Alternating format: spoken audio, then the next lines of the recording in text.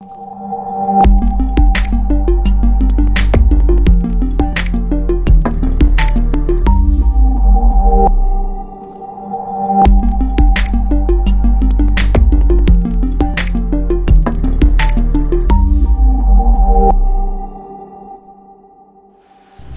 warahmatullahi wabarakatuh. Salam perubahan, salam kedaulatan rakyat, salam bahagia bebas narkoba. Itu luar biasa salamnya ya. Juara salamnya, salam juara itu. Halo sahabat, saya Jul Syafei. Ini adalah edisi perdana saya untuk berkolaborasi, berdiskusi dengan dua nama yang sudah tidak asing lagi tentu saja di dua channel ini, channel Saiful Jaman dan channel Sorotan Rizwanda. Kali ini kita akan ngobrol-ngobrol tentang berbagai hal tentunya yang menjadi pro kontra, mendapatkan respon dari para netizen, dari publik tentang kebijakan-kebijakan yang dikeluarkan oleh pemerintah tentu saja. Dan belum lama ini kita sama-sama sebagian besar tahu bahwa Polri itu memetakan masjid dalam rangka untuk menangkal perluasan paham radikalisme. Nah, tentu saja ini memunculkan pro kontra ya. Pro kontranya, kenapa harus masjid saja begitu? Terus terlebih Ketua Dewan Masjid Indonesia, kalau tidak salah Pak Yusuf Kalla, mantan Wapres RI, itu mengatakan nggak ada itu paham radikalisme di masjid itu. Kenapa nggak coba masuk ke kos-kosan, ke kontrakan-kontrakan? Karena selama ini yang terjadi justru di situ gitu loh. Kenapa juga tidak dilakukan pemetaan ini bukan saja di masjid? Artinya kalau memang itu harus dipetakan, petakan semua tempat ibadah begitu loh. Nah, ini tentu saja memunculkan persepsi yang kurang baik, kurang pas. Apakah itu nanti ternyata masjid tempat radikalisme, belum juga pesantren juga seperti itu. Nah, saya ke Pak Rizwanda dulu nih, Rizwanda PhD, beliau adalah akselerator kebijakan. Apa yang dilihat oleh Kang Riz lah ya dari kebijakan ini, dari apa yang dilakukan oleh Polri? Konon katanya Polri menyebutkan bahwa Polri hanya ring 2, second layer. Justru layer pertamanya adalah di Kementerian Agama, di MUI, kemudian juga di BNPT, gitu. Mangga silakan Kang. Ya, kajian ketahanan nasional memang sifatnya penting ya. Artinya ada sekali 3 uang nih di sini, radikalisme, intoleransi ya, terorisme, dan satu lagi memang kemudian kita ingin bicara seperti apa sih ketanggapan masyarakat kita soal itu. Nah, mungkin yang ingin dicari sebetulnya adalah ketanggapannya. Dulu 2017 Badan Intelijen Nasional sebetulnya pernah melaunching juga beberapa hasil kajian terkait itu. Nah, ini memang menyisir kampus, hanya menimbulkan kontroversi yang mirip. Kenapa seperti itu? Karena baseline datanya tidak dijelaskan seperti yang disampaikan tadi. Apa indikasinya sehingga kemudian masjid perlu disisir untuk mencari akar permasalahan anti toleransi gitu ya? Kan kalau radikalisme definisinya lain nih bos, gitu ya. Anti toleransi mungkin yang ingin disasar oleh pemerintah, gesekan sosial yang bisa ekses impact atau dampak yang bisa terjadi dari kegiatan-kegiatan yang dianggap itu mengarah pada ekstremisme begitu. Nah, ini definisi seperti ini perlu dibawa ke arah bahasa yang publik sehingga nantinya tidak menimbulkan polemik seperti itulah. Maksudnya baseline data tadi apa ya, Kang? Baseline data itu pemetaan atas dasar apa, indikator apa yang menyebabkan bahwa kita bisa mengklaim ini masjid perlu dipetakan. Kalau menurut Kang Riz sendiri, kenapa apa baseline data yang menjadi acuan Polri sehingga itu harus masjid gitu? Kenapa hanya masjid, intinya seperti itu? Nah, itu dia pertanyaannya. Artinya bahwa niat baik pemerintah sebetulnya sekali lagi ingin bicara soal jangan sampai terjadi ada intoleransi di sini, gesekan sosial tidak perlu di saat kita berupaya untuk mengubah perlambatan ekonomi dari percepatan pemulihan ekonomi kan begitu ya. Lalu kemudian ini juga bisa mengarah pada kepentingan tertentu. Itu sih yang dikhawatirkan. Nah, baseline data yang dimaksud adalah bagaimana ditentukan populasi yang ingin dicapai di sini. Populasi itu artinya apakah seluruh masjid atau memang kemudian diambil beberapa lokasi ibadah tertentu yang dianggap memang mencetuskan atau sebagai dasar pemilihannya. Nah kan kalau ini tidak dijelaskan pada publik akan menimbulkan sengkarut. Iya. Justru itu kenapa kalau memang ini harus dilakukan pemetaan ini, kenapa itu dipublish gitu? Kenapa nggak di skip aja kan begitu istilahnya gitu? Nah kalau Kang Saiful sendiri melihatnya bagaimana ini? Apa yang menjadi ini pro kontra kan istilahnya? Nah, Kang Saiful sebagai penggemar suara hati rakyat gitu loh, melihat ini bagaimana? Tadinya saya seneng banget, Kang. Dipetakan masjid nih, keren nih. Langsung bayangan saya itu kan masjid-masjid di Indonesia itu masih banyak yang sarana prasarananya belum bagus. Toiletnya kumuh, karpetnya udah bladus segala macam. Ini mau dipetakan, kayaknya nih pemerintah mau bantu masjid nih. Toilet jelek mau dibenerin. Alhamdulillah ya. Seneng tadinya Kang Ijo. Pas lihat, loh, kok mau memetakan radikalisme apa-apa ada di masjid. Iya. Maksud saya gini kan, ini saya kira aparat penegak hukum tidak menyelami apa yang sedang dirasakan oleh rakyat hari ini, terutama umat muslim. Kan serentetan peristiwa yang terjadi di Indonesia dalam 1 dekade terakhir lah, anggaplah begitu. Itu banyak perasaan-perasaan yang akhirnya menjadi sebuah perasaan komunal yang merasa bahwa Indonesia dengan umat mayoritas muslim tapi kok seperti diperlakukan minoritas. Dan kemudian kita melihat ada beberapa ulama dikriminalisasi dalam tanda petik tentu karena ada yang menganggap itu tidak, ada yang menganggap itu dikriminalisasi. Tapi tetap saja gitu bahwa adanya sudut pandang bahwa ini kok tadi kan pertanyaannya kenapa hanya masjid, kenapa gereja nggak disebut? Kalau mau senyap, kenapa diumumkan?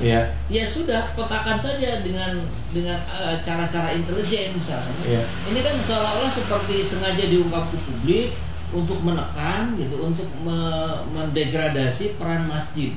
Nah ini saya kira saya sih sangat tidak terima ya cara-cara yang seperti ini. Jauh lebih setuju, jauh lebih sepakat kalau memang diindikasi ada seperti itu, ya sudah senyap saja gitu.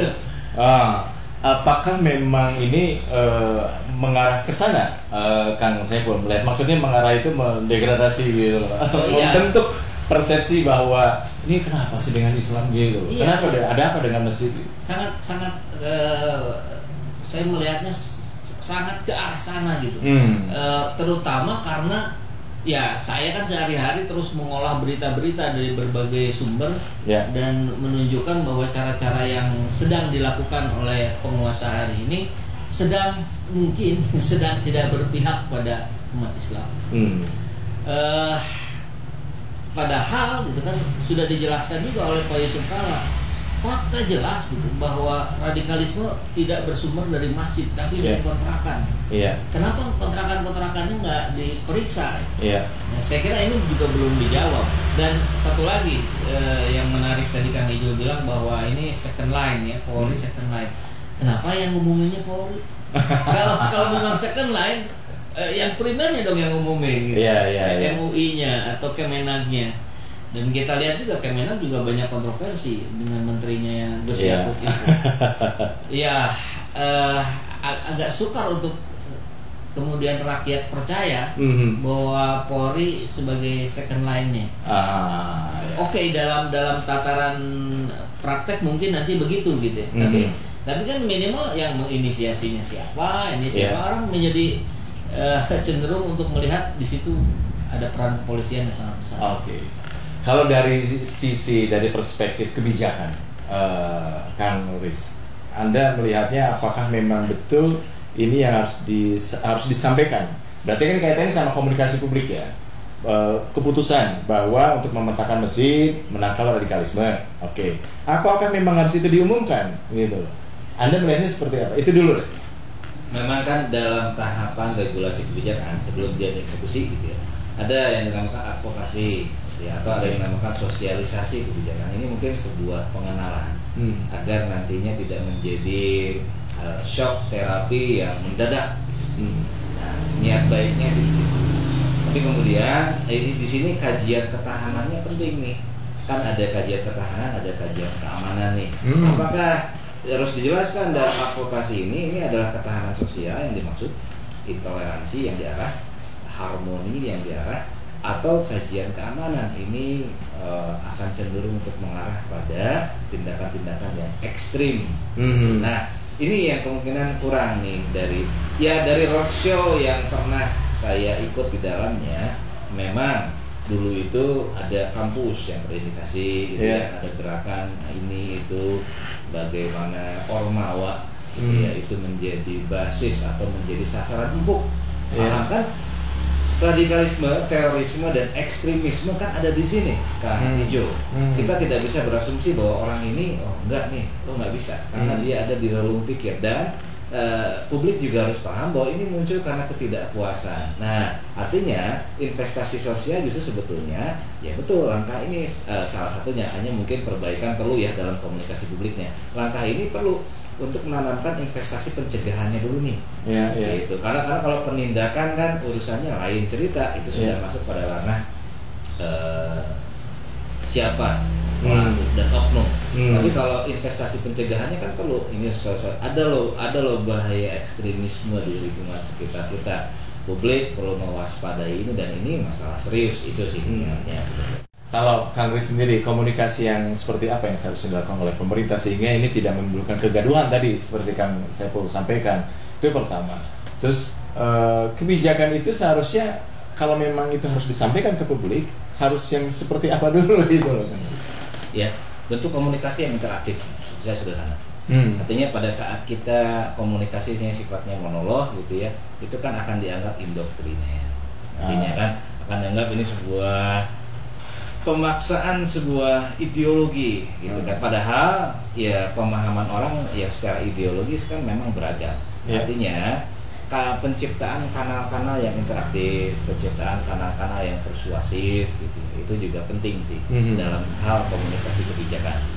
Pada saat kanal-kanal ini tidak tersedia, contohnya kanal saya Zaman gitu kan, Selatan Wiswanda kan niatnya adalah untuk membangun jembatan antara bahasa kebijakan yang mungkin terlalu teknis, teknokrat gitu ya, terlalu akademis atau mungkin terlalu skolastik, itu menjadi bahasa publik yang bisa dipahami orang secara kebanyakan. Ingat loh, Barrington Moore itu pernah mengingatkan kita bahwa demokrasi itu baru akan bisa berkembang jika di mana setidaknya setengah daripada jumlah penduduknya adalah intelektual. Nah, menurut data kan ini kita nih negeri ini belum tercapai. Jadi artinya sesuaikanlah itu gitu ya. Artinya kebebasan, keterbukaan informasi ini jangan sampai malah menimbulkan masalah baru daripada mengantisipasi dan solusi sebuah masalah. Baik, kalau begitu bisa disimpulkan bahwa ketika sebuah kebijakan itu ingin diluncurkan, ingin dikomunikasikan ke publik, sebaiknya melihat dulu output siapa yang menerima itu dan bagaimana nanti responnya.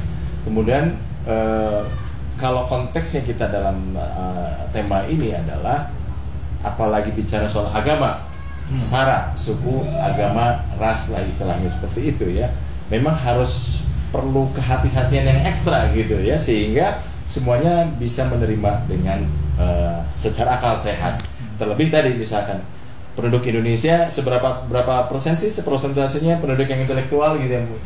Nah, ketika ini tidak bisa, belum memenuhi, respon publik terhadap setiap kebijakan itu akan beragam. Ya betul. Mungkin saat ini misalnya saya bicara dalam posisi yang privilege ya, karena saya paham gitu ya soal radikalisme, terorisme, separatisme. Tapi kan pada saat ini didengar oleh orang yang awam dengan kacamata awam loh ya. Wah, ini sepertinya menyudutkan, ini melabelkan, ini membajukan orang. Nah, kan gitu. Nah, artinya bahwa stereotyping, pelabelan, penyudutan, social exclusion atau pengeksklusifan sebuah kelompok tertentu, mayoritas ataupun minoritas, sama saja menurut saya itu juga harus diatasi. Kan kita inginnya Bhinneka Tunggal Ika.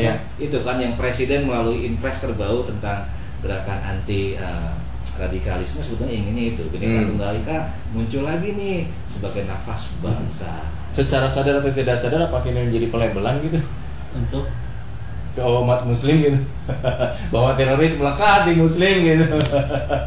ya, saya kira begitu sih. Padahal, nah ini sekali lagi ini saya mungkin bicara dari posisi yang privilege ya. Yeah. Pengalaman Amerika Latin, grassroots dan perestroika, pengalaman negara-negara di Timur Tengah misalnya itu kan tidak selalu misalnya berkaitan dengan sebuah kepercayaan sih, gitu ya. Bahwa ekstremisme bahayanya itu adalah bukan pada pemahamannya, tapi pada ekses atau dampak daripada tindakan paham tersebut. Baik. Banyak loh kasus-kasus di mana gubernur kerepotan gitu ya soal pertengkaran wilayah tertentu berbasiskan ini ada ibadah tertentu yang kemudian diusir. Banyak loh itu. Nah ini yang harus dimunculkan case by case, jadi jangan sapu jagat. Iya. Baik. Sebagai closing statement, Kang Saiful, apa yang seharusnya ini kan tadi misalkan psikologi kebijakan tadi, siapa yang menerima itu, output akhirnya gitu loh. Yang diharapkan sebetulnya seharusnya seperti apa yang dilakukan oleh pemerintah gitu kan? Ini kan sudah terjadi ya. Iya. Kalau saran saya Pak Listio Sigit maju ke depan publik berbicara, meminta maaf kalau ini sudah membuat gaduh umat muslim, kemudian sampaikanlah klarifikasinya, misalkan bahwa sebetulnya yang akan kita lakukan ini memetakan seluruh, bukan hanya masjid tapi tempat ibadah lain, bukan hanya tempat ibadah tapi juga kos-kosan, kontrakan, dan itu kalau yang majunya adalah pimpinannya, saya kira orang akan bisa lebih mendengar, orang bisa akan lebih percaya gitu. Yeah. Nah, tapi kalau ini kemudian didelegasikan, oh ini kan bagiannya divisi ini bagiannya divisi ini. Ya ujung-ujungnya nanti kan rakyat kembali bertanya-tanya siapa di belakang mereka. Ya. Oke. Baik, Kang Kris, terima kasih. Kang Saiful, terima kasih sudah hadir ini di studionya Kang Ipul sebenarnya. Yang pasti sahabat, perbincangan kita, diskusi kita kami hari ini tidak bermaksud untuk menyudutkan satu atau dua atau beberapa pihak, tetapi ini untuk membuka cara berpikir kita supaya tetap lurus, dan kami juga berusaha untuk memberikan input atau masukan, apakah itu kepada publik, netizen, baik itu juga kepada pemerintah. Terima kasih atas partisipasinya mengikuti diskusi kita untuk kali ini. Kita jumpa lagi edisi berikutnya. Salam perubahan, salam kedaulatan rakyat, salam bahagia bebas narkoba. Wassalamualaikum warahmatullahi wabarakatuh. Wassalamualaikum.